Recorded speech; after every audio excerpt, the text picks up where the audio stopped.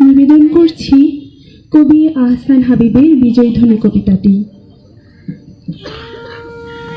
বিজয় কথাটি অতটা সহজ নয়, পিছনের স্মৃতিটি অনেক যন্ত্রণাময়। বিজয় আসেনি কোনো ময়ূর পাখনা কাকের জাকে, বিজয় এসেছিল বজ্র কণ্ঠের হুঙ্কারে। দাদা যে আমার প্রতিদিনই ফেলত চোখের পানি, বর্ণনা করে শোনাইতো হাজারো কাহিনী। শোন নাদি, কিছু কথা বলি তোকে, হৃদয়ে যদি পাতলা হয় তবে তাতে।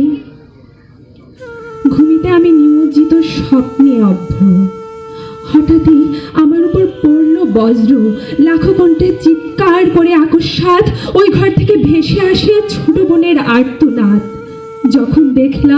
যখন দেখলাম দাদু ভাই কোনো উপায় নাই, অবশেষে পিছনের খিড়কি দিয়ে পালায়। কিছুক্ষণ পর জুড়ে গেল পাক হানাদার, ধ্বংস করে দিয়ে গেল সাজানো সংসার। কি বলবো রে দাদু ভাই। এসে দেখি সোনার মুখটা পড়ে আছে লুটায়ে।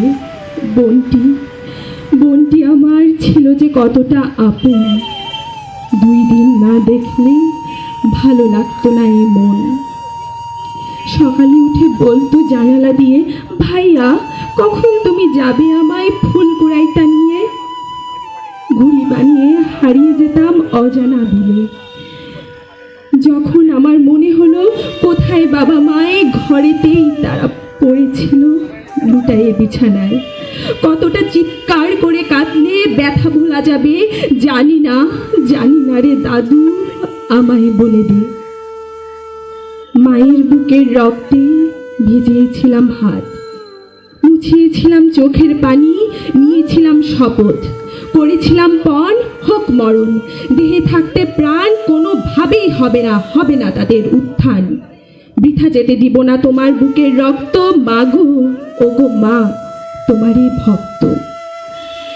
এত কষ্ট এত ত্যাগ, তারপর এলো জয়, পেলাম আজকে এই উল্লাস ভরা বিজয়, পেলাম আজকে এই উল্লাস ভরা বিজয়।